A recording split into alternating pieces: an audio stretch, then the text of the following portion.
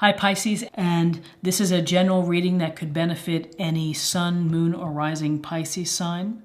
And so hopefully something will resonate here with you, but we can look to the cards to get a sense of the energies and insights and messages from Divine Source or the universe for Pisces.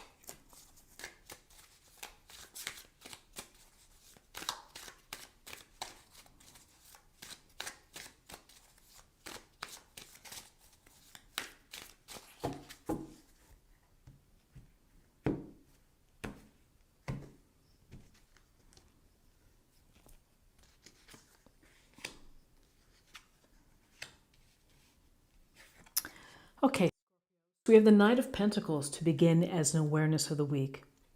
So the Knight of Pentacles is a hard worker, someone who's devoted and who is very careful in getting the job done and is invested in getting projects, things to do. He or she is very, very aware and planning and practical in order to make things successful, in order to reach goals. You can see this knight is just sitting on the horse, holding the pentacle, and is looking downfield at maybe everything that's growing. He's thinking about how to build greater foundations, how to have more coins, how to improve resources. He's going to work hard. He's going to study. He's going to be reliable and steadfast. So the energy that's coming through for you is this very, again, stable energy, very grounded, pragmatic energy. Slow moving, taking your time, doing your best work in order to reach your goals. You know that ultimately you'll get there. May not be as quick as everybody else, but it will be a job well done. Whatever is your focus for the week, it is a gentle reminder to work smart and to put in the time and the energy and the focus and the lack of distractions in getting it done. So while you're plodding along, getting things done, here's the Six of Cups. And the Six of Cups is it's a card of gentleness. It's a card of kindness. You see the older child giving the younger child a cup filled with flowers. A random but beautiful moment. And so this is a card where it's a nice reminder to be gentle and to be considerate and to be kind to others. That just like a child would be sweet and would pluck maybe a flower to give to a parent, here's this energy to say it's okay to be gentle and to be good. You know, there doesn't have to be a reason to do so, just do so. Another part of this Six of Cups is sometimes we think back on old times. We may find comfort in our memories. We might find comfort in nostalgia. We might use it as a reference point that you remember, well, when I lived back there, I was really happy. What am I missing now that I had then? So you can use it to inform yourself and to give yourself information. And it could also suggest that maybe you're meeting up with someone from your past. It could be a lunch date. It could be driving through an old town, an old professor. You run across a picture from a yearbook or something and brings back fond memories. But there's a sense of accessing nostalgia here that's not harmful, that is sweet and kind, and it's in a loving fashion. The thing to think about, however, is not to get stuck in living in the past and not moving out from that. You have to acknowledge the past, you have to put it in its place, remember it for fond memories, and then keep living. Keep living. Don't let your past stall your progress.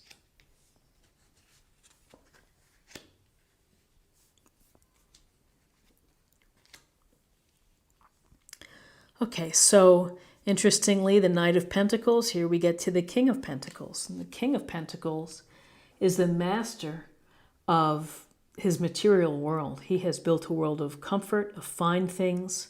He's a hard worker. He's fair, just, kind, smart, particularly smart when it comes to keeping a dollar and growing a dollar and taking care of property. So this is a focus for you, perhaps on your finances, on your career, on things related to income, investments. Maybe it's a good week to touch base with your advisors. Maybe it's a good week to look at your budget, see how you can work on things. But the King of Pentacles is someone who is successful when it comes to money and business, just generally speaking. He knows how to make it work. And he enjoys what he has. He has a lot. He's kind of smothered in grapes and greenery here. And his pentacle. So he has a fine life and appreciates the comfort. Maybe you're doing something to improve the comfort of your house. For some, maybe it's getting, a music system or something to bring beauty and comfort or joy within your environment where you live. And then in terms of guidance, we have the Two of Wands. And in the Two of Wands, we see this finely dressed man. He's holding the world in his hands. And that's really such a powerful thing, to have the world in your hand and you're thinking, well, now what will I do? What am I going to pursue next? What path am I going to take? You can see the two wands here almost creating like a doorway or a portal. He's looking out over the vista and he's envisioning the next plan, the next piece, the next path. So with twos, we're often faced with decisions to make. He may have to think about if this plan affects the people that he loves, if it affects where he lives, if it's going to take him out of his typical environment. So these things for you, as you're thinking about, maybe you're thinking about your big picture and what you want to do next, and you've been planning and working hard and trying to make things happen. And this is deciding about how you're going to move forward, where you're going to go. It's really up to you. You have the power to choose your passions and your enthusiasms.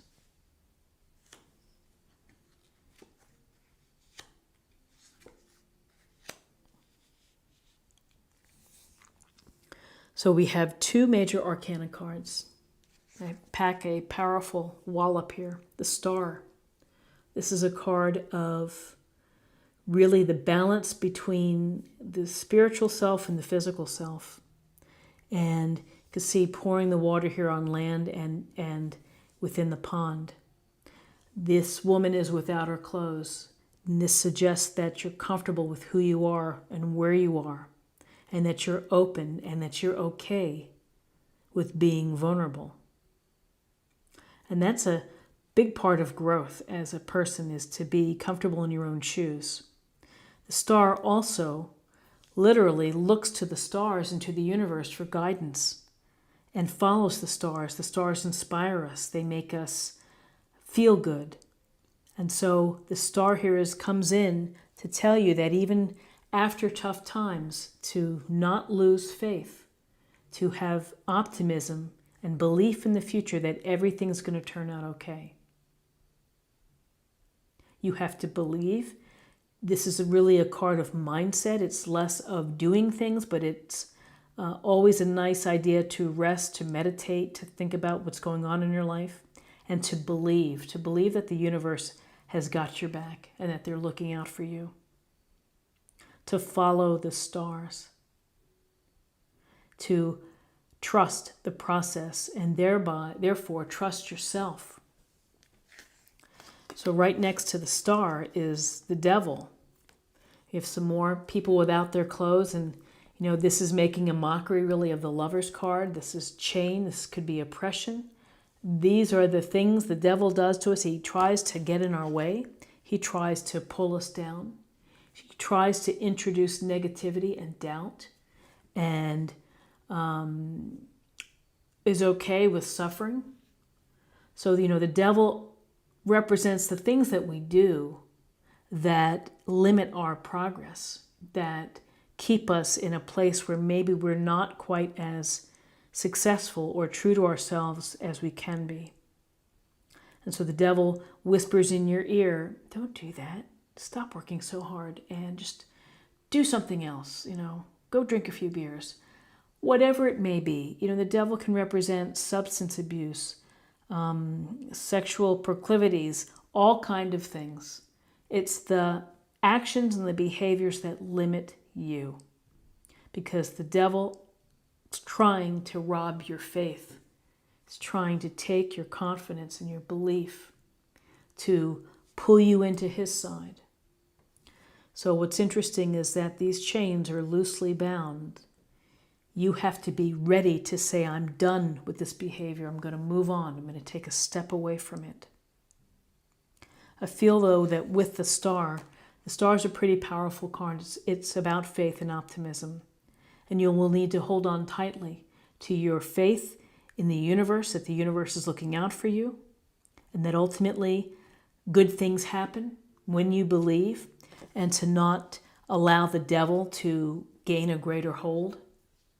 If you can start to chip away at what the devil does with respect to your life, then you're in a position of healing and a position of allowing all the good things to come to you, the abundance, all the hard work pays off, the vision, the big picture for you is to get a hold of the devil and put the devil in his place.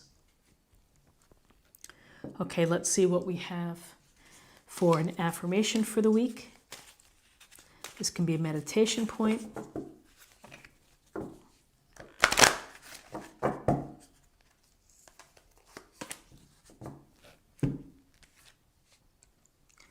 The Desert Prince, survival, false promises.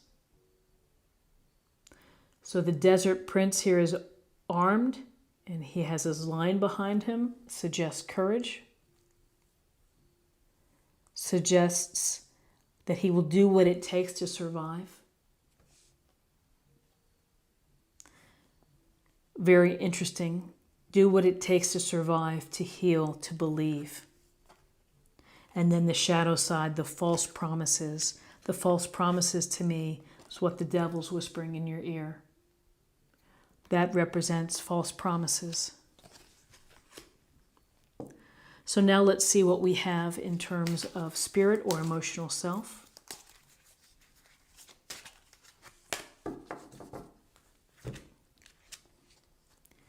Relationships. Relationships are just mirror images of your own life, how you feel and treat yourself, as well as how you react and respond to different situations and people around you.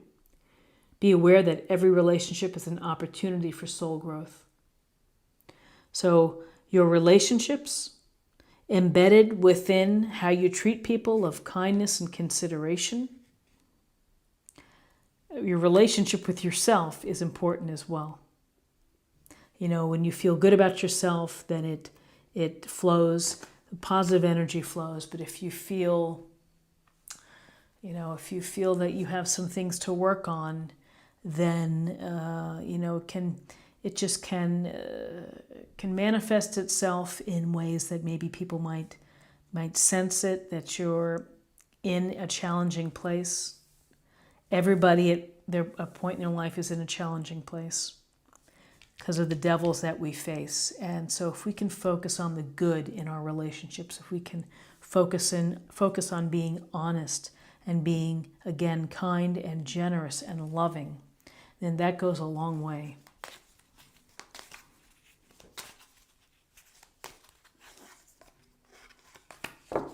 This is a card for love. Let's see what we have for love.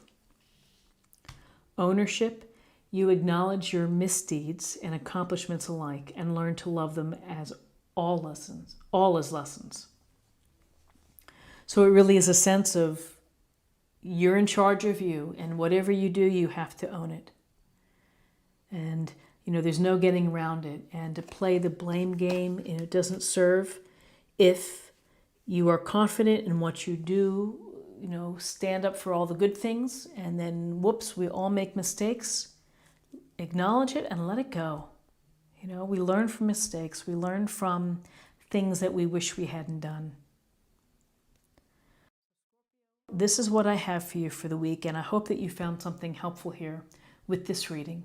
If you did, please subscribe, like, share, or comment. I hope you have a fantastic week, and I look forward to seeing you next week. Take care. Bye-bye.